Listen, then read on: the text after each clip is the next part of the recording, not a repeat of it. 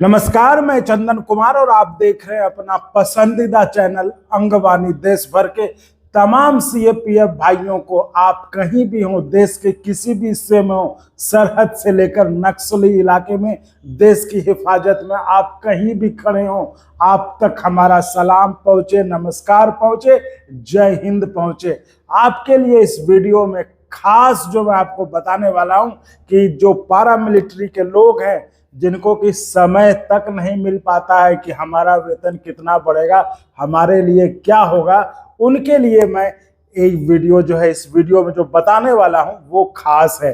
देखिए, आप लोगों में से कुछ लोग इतने अजीब ढंग से कमेंट करते हैं, जैसे लगता है कि मैं आपको यूपीएस दिलाना चाहता हूँ। भाई, अब मतलब इतना तो ना मैं मूर्ख हूँ, ना आप लोग ना समझे कि किसी के कहने से तो आप कुछ लेंगे नहीं। भाई, जो आपको अच्छा लगेगा वो आप बोलेंगे।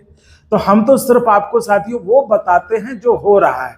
लेकिन शायद जो आपके नाम पे संगठन बने हैं, जो मीटिंग्स में ओपीएस की मांग करने की बजाय दारू का कोटा बढ़ाने की मांग रखते हैं, और उन्होंने शायद दारू का कोटा बढ़वा भी दिया है ताकि ओपीएस ना मिले तो वो पी के मस्त रहा जा सके, शायद ये सोच होगी उनकी। तो वो लोग ऐसा फैलाते हैं शायद कि इस तरह के वीडियोस को ना देखो, बढ़ाओ नहीं, जिससे कि ओपीएस, देखिए ओपीएस तो सुप्रीम कोर्ट में अब चला गया। सरकार की गलती तो यही थी, सरकार ने अगर मानना होता तो दिल्ली हाईकोर्ट के फैसले को आगे मान लेती और उसके आगे नहीं जाती, सुप्रीम कोर्ट में नहीं जाती, तो आपको ओपीएस आज की तारीख में मिल रहा होता। तो चलिए, मैं तो थोड़ा दिल से जज्बाती होकर आपके लिए थोड़ा सोचने लगता था, तो मैं आपके लिए मतलब कि क्या अच्छा होगा हमारे सीएपीएफ के भाई के लिए, चूंकि वो हमारा भाई ठीक है, हम नहीं है सीएपीएफ, लेकिन हमारे घर से कोई हमारा भाई, चचेरा भाई, ममेरा भाई, फुफेरा भाई, वो तो कहीं ना कहीं सीएपीएफ में है ना, वो तो ड्यूटी कर रहा है ना घर परिवार छोड़कर। तो वो जो उनके साथ जो चुनौती है उसको तो हम समझ ही सकते हैं ना। तो इसलिए हम थोड़ा जज्बाती होके अपने को उन जगह रख के सोचने लगते थे कि चलिए इनको अगर नहीं अभी ओपीएस तो जब मिलेगा तब है। भाई, अब उस पर मुझे कुछ कहना भी नहीं आपको। देखिए भाई, मैं तो शुरू से कहता रहा हूँ कि आपको जो अच्छा लगे आप लीजिए, जो आप, क्योंकि और मैं बताता भी नहीं, कोई मुझे फोन भी करता है मैं कहता भी नहीं कि भाई आप ये लीजिए वो लीजिए। भाई, हम सिर्फ वो बता रहे हैं जो हो रहा है, बाकी आपका जो काम है, जो आपको अच्छा लगे वो आप लीजिए। तो इस कड़ी में हाँ, थोड़ा सा सीएपीएफ के भाइयों के लिए मैंने कहा कि भले मैं नहीं हूं, लेकिन हमारे परिवार से रिश्ते में है ना भाई, चचेरा भाई, ममेरा भाई, फुफेरा भाई, जो पूरा होता है उसमें से कोई ना कोई है। तो भाई, जब उसका दुख दर्द देखते हैं तो लगता है कि नहीं भाई, इनके साथ तो थोड़ा सा ज्यादती है। तो लगा कि भाई इनके साथ इनकी जो जो चैलेंजेस हैं, जो इनकी परेशानियां, वो कम कैसे हो सकती हैं। तो लगा कि भाई चलो, अभी जो सामने यूपीएस में ये दो चीजें हो जाती तो कम, तो इसलिए हम थोड़ा सा लगता था कि चलो इस मुद्दे को आगे बढ़ा दो, इसको थोड़ा बता दो, चलो वो नहीं तो ये सही। देखिए, हम अपना काम कर रहे, बाकी हमारे लिए क्यों है कि भाई आपको ओपीएस मिल जाए। अब जब मिलेगा वो सुप्रीम कोर्ट का, इसलिए हम ज्यादा बोलते हैं, शायद आप लोगों को लगता होगा कि ये जो है यूपीएस के लिए करता है, लेकिन देखो हम प्रैक्टिकल बात कर रहे हैं ना, हम भावनाओं में नहीं बह रहे, हम देख रहे हैं चीजों को यहाँ से कि क्या होने वाला है, क्या हो सकता है और क्या नहीं होगा। इसलिए, क्योंकि आप तो देखिए खुद सीएपीएफ है ना, तो आपका दिल कभी भी नहीं मानेगा कि हमको ओपीएस ना मिले, है ना।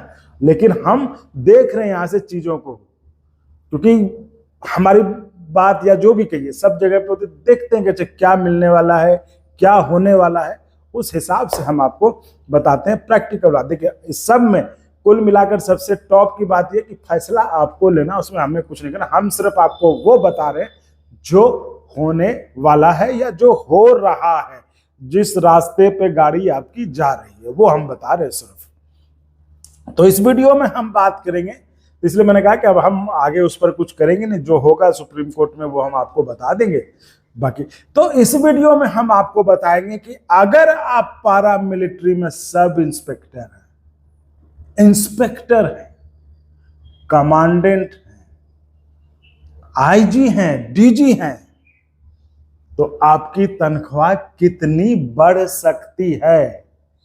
अगर समझ गए ना आपको तो इतना फुर्सत नहीं होगा कि बॉर्डर पे या फिर नक्सली इलाके में जहां ड्यूटी कर रहे हो उसमें ये सब जोड़ने ओड़ने का तो आपके पास समय होगा नहीं।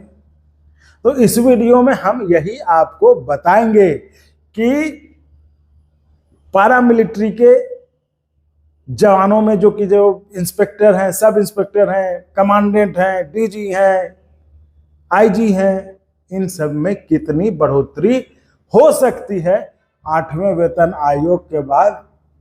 अगर अभी तय नहीं है, इसलिए हमने उसमें 2-3 ऑप्शंस लिए हैं, वो हम आपको इस वीडियो में साथियों बताएंगे। तो इस वीडियो को आप ध्यान से सुनिएगा। अगर मैं आपको सबसे ऊपर, चूंकि बड़ा सुनने में ज़्यादा अच्छा लगता है, तो अगर हम आपको सबसे ऊपर का बताएं साथियों, तो मैं आपको मतलब बड़ा मतलब क्या कहें मतलब मुझे बताने में भी ये लग रहा है इतना ये हो जाएगा। तो जो बीएसएफ के जो आईजी हैं,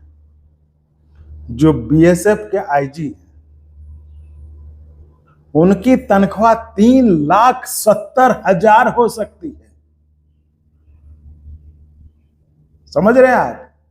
बीएसएफ के आईजी की तनख्वाह 3,70,000 तक बढ़ सकती है। भगवान करे उससे ज्यादा भी हो जाए, लेकिन ये लग रहा है कि इतना हो सकता है।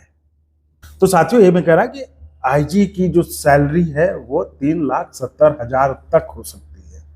अगर हम सब इंस्पेक्टर की बात करें, जिसमें आप कई लोग होंगे, तो वो 90,000 हो सकती है। इंस्पेक्टर की बात करें तो 1,15,000 हो सकती है। तो ये कैसे होगा, किस अनुमान पे है, ये कैसे हो सकता है, कैसे ये मैं बात कर रहा हूं, ये प्रोजेक्शंस कैसे निकला है, ये मैं आपको इस वीडियो में आपको अभी पूरा बता रहा हूं। वो आप ध्यान से सुनिएगा, इसलिए ये जरूरी है कि आप इस वीडियो को अंत तक ध्यान से सुनिएगा, क्योंकि ये आपके लिए बेहद खास और बेहद जरूरी वीडियो है। तो चलिए शुरू करते हैं कि आखिर ये प्रोजेक्शंस कैसे लिए गए। देखिए साथियों, 8वें वेतन आयोग को लेकर तो हर तरफ माहौल जो है आपको पता ही, अभी तक कुछ भी ना कमेटी का गठन हुआ है, ना उसके चेयरमैन कौन होंगे, ना उनके मेंबर कौन होंगे, कुछ भी पता नहीं है, लेकिन लोगों का कयास जारी है।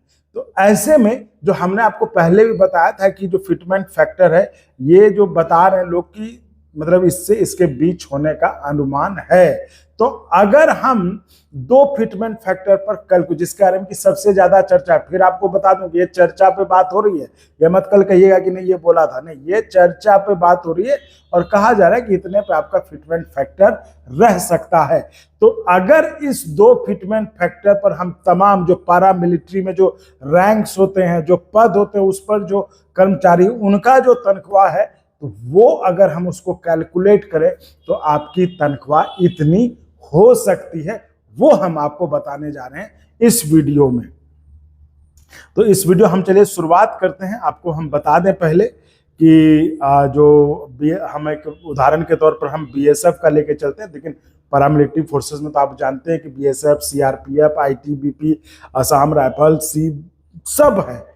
तो हम एक जो है बीएसएफ को लेके, एक एग्जाम्पल के तौर पर हम उनको बीएसएफ को लेके चल रहे हैं। आपको पता है कि देखिए, कुछ भी कर लीजिए, जो 8वें वेतन आयोग में जो भी वेतन बढ़ता है, उसका जो फैक्टर होता है वो फिटमेंट फैक्टर था। उसी के आधार पर जो आपका वेतन बढ़ता है उसको मल्टीप्लाई करते हैं, उसी के आधार।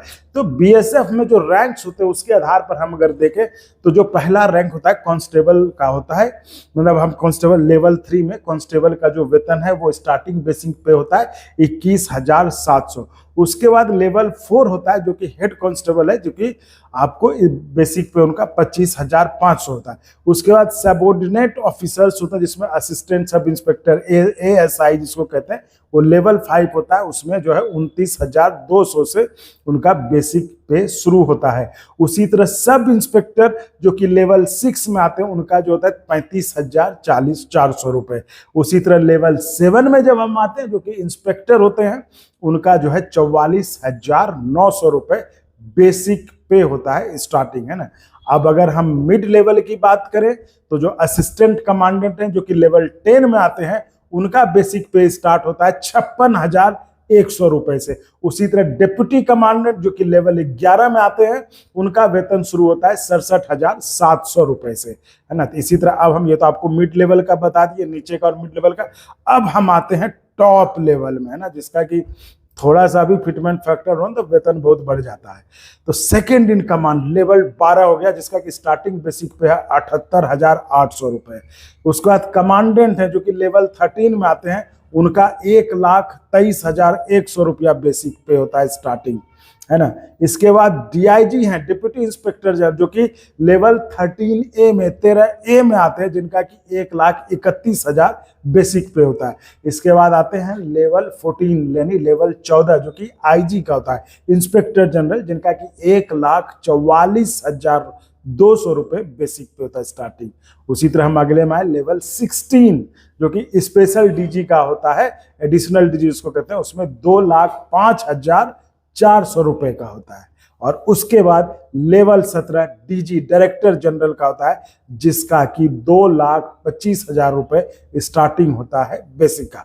अब हम आपको बताते हैं कि ये तो हुआ अभी का, अब हम आपको बता रहे हैं कि ये बढ़ेगा 8वें वेतन आयोग में जो अनुमान लगाने जिसकी चर्चा हो रही है कि फिटमेंट फैक्टर पर कितना पैसा बढ़ जाएगा। जो हमने आपको बताया था कि 3 लाख तक सैलरी बढ़ सकती है, वो हम बता रहे हैं आपको कैसे। हमने जो चर्चा हो रही है 2 फिटमेंट फैक्टर की, उसके आधार पर हम आपको बता रहे हैं। तो जो चर्चा हो रही वो 2 फिटमेंट फैक्टर पर हम आपको बताएंगे कि आखिर जो बढ़ोतरी होगी 8वें वेतन आयोग में तो वो कितना हो जाएगा। तो चलिए हम उस पर अब चर्चा करते हैं। अगर हम 8वें सीपीसी में देखें कि बीएसएफ सब इंस्पेक्टर की, जो सब इंस्पेक्टर की करंट बेसिक सैलरी 35,400, अगर फिटमेंट फैक्टर 2.08 हम मानते हैं तो आपको जो है ये हो जाएगा 73,632 रुपए, है ना। और अगर 2.57 मानते हैं तो ये आपका हो जाएगा 90,978 रुपए। ये हम मान रहे जो कि ये एस्टिमेटेड फिटमेंट फैक्टर उसके आधार पर, वो ये हम आपको बता रहे हैं कि कैसे फिटमेंट फैक्टर 2 जो अनुमानित हैं, जो एक्सपेक्टेड हैं, एस्टिमेटेड फिगर हैं, 2.08 से लेकर चलते हैं, वहां से हम आपको कैलकुलेट करके बताते हैं कि आखिर कितना हो सकता है आपका वेतन, जिसको कि हमने कहा कि 3 लाख तक बढ़ सकता है। तो अगर हम इन 2 कैटेगरी पर हम ये देखें तो आपका जो अगर मैंने आपको कहा कि हम बीएसएफ के जो पद हैं उसको हम एक उदाहरण के तौर पर लेके चलेंगे, क्योंकि कमोबेश सब समान ही होते हैं पैरामिलिट्री में।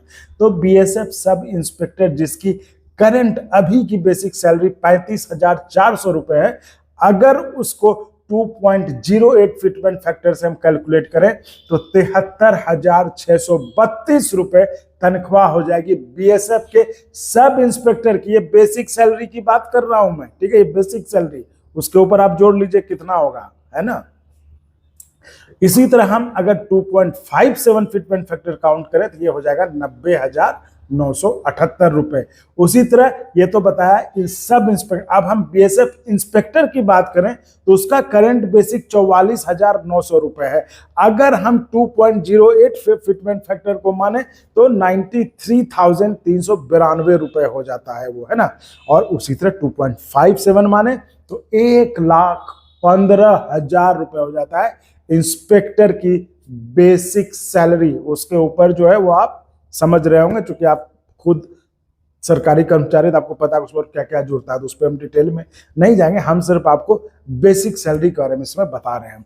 उसी तरह हम आते हैं बीएसएफ के असिस्टेंट कमांडेंट की, जो उनकी बेसिक सैलरी है अभी 56,100 रुपए।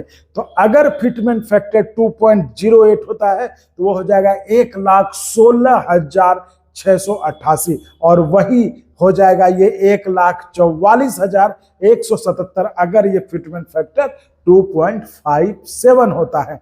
उसी तरह अगर हम बीएसएफ कमांडेंट की बात करें तो उनका अभी जो करंट बेसिक सैलरी वो है 1,23,100 रुपए।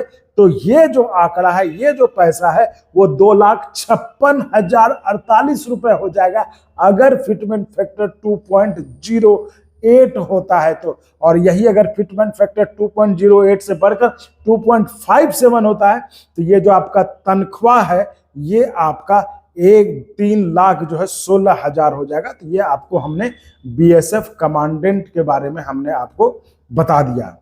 और बीएसएफ डीआईजी की बात करें तो उनकी अभी 1,31,000 करंट बेसिक है, तो 2.08 पे तो ये 2,72,688 हो जाएगा। तो वहीं अगर ये 2.57 होता है तो ये 3,36,000 हो जाएगा।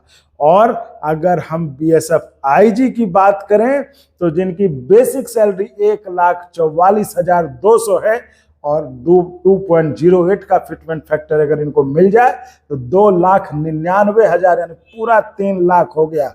936 रुपए, सिर्फ 64 रुपए का कमी है, जिससे कि पूरा 3 लाख हो जाएगा, है ना। तो ये आपको 2.08 फैक्टर पे है और यही आंकड़ा 3,70,594 रुपए हो जाएंगे अगर फिटमेंट फैक्टर 2.57 बीएसएफ के आईजी के केस में होता है। तो साथियों, ये आपने देखा ना कि कैसे आपका आंकड़ा मतलब पैसा जो है बढ़ जाएगा जिस फिटमेंट फैक्टर की चर्चा पैरामिलिट्री फोर्सेस के लिए की जा रही है कि ये जो है 2.28, मतलब ये कह रहे हैं कि 2.28 और 2.08 या फिर 2.57 इंच के आसपास रहने का अनुमान है। तो हमने आपको एक उस तरह से प्रोजेक्शन करके कि भाई इस पे अगर इस फिटमेंट फैक्टर माने तो कितना होगा, इस फिटमेंट फैक्टर माने तो कितना होगा, तो ये हमने आपको बताने की कोशिश की। लेकिन ये ध्यान रहे, मैंने आपको कहा कि ये आंकड़ा होगा अगर अगर अगर अगर ये फिटमेंट फैक्टर होता है तो साथियों, मुझे उम्मीद है कि ये वीडियो आपको पसंद आएगा। तो आप ऐसे ही चैनल को लाइक शेयर सब्सक्राइब जरूर करें ताकि आपसे जुड़ी आपके मुनाफे की, आपके फायदे की खबर को खोजने के लिए हमें जोश और उत्साह मिलता रहे, क्योंकि आपका सब्सक्राइब करना ही हमारा सपोर्ट है। तो आप चैनल को सब्सक्राइब करें और अगर आप चाहते हैं कि आर्थिक तौर पर भी मदद करें तो आप सब्सक्राइब के बगल में ज्वाइन बटन है उसको आप दबाकर, या फिर डिस्क्रिप्शन में अकाउंट डिटेल्स है, आप उसके जरिए भी हमें मदद कर सकते हैं। क्योंकि आपको पता है कि चैनल चलाने में संसाधनों की भी जरूरत पड़ती है और उसकी मजबूती के लिए आप हमें मदद कर सकते हैं, जिससे कि हमारा जोश, जुनून, उत्साह आपके लिए बरकरार रहे। बहुत बहुत धन्यवाद। जय हिंद। और अगर आपको अच्छा लगा तो एक बार और आपको मैं कहना चाहूँगा कि आप इसको प्लीज सब्सक्राइब और शेयर करते रहें ताकि हमारा भी मनोबल और सपोर्ट बना रहे।